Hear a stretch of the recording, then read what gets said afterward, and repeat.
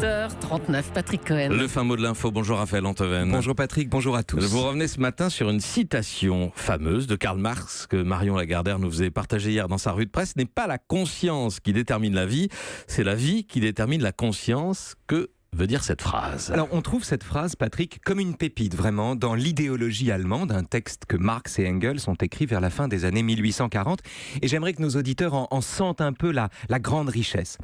Ce n'est pas la conscience qui détermine la vie, c'est la vie qui détermine la conscience. Autrement dit, les idées que nous croyons avoir tout seuls nous sont en réalité dictées par notre situation dans le monde et les rapports de force auxquels nous sommes exposés. Nos idées sont inséparables de nos conditions d'existence. Qu'on pense en bourgeois ou qu'on pense en ouvrier, le raisonnement que nous tenons est indissociable du lieu d'où nous parlons.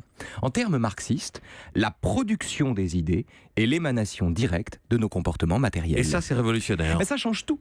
Ça change tout parce qu'on va de la terre au ciel, de la vie aux idées, selon le mot même de Marx, au lieu d'aller du ciel vers la terre.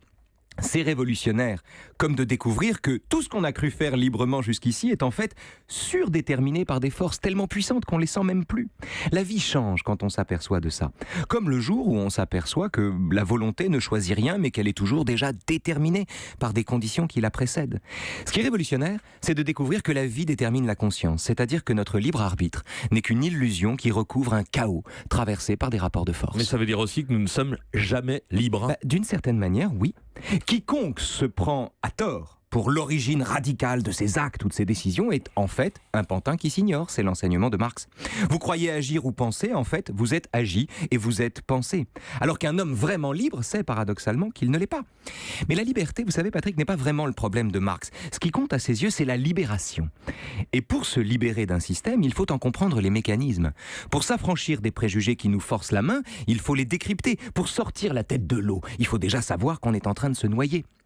En écrivant que ce n'est pas la conscience qui détermine la vie, mais la vie qui détermine la conscience, Marx fait au prolétariat le cadeau d'une prise de conscience, mais il l'offre aussi à tous ceux qui, comme vous et moi, vivent dans une prison sans barreaux, c'est-à-dire dans un monde où, tels des zombies, les hommes agissent exactement comme on leur dit de le faire, tout en ayant le sentiment de contrôler leur destin. Le fin mot de l'info. On manipule comme on veut les gens qui se croient libres. Merci à vous Raphaël Antoven et à demain.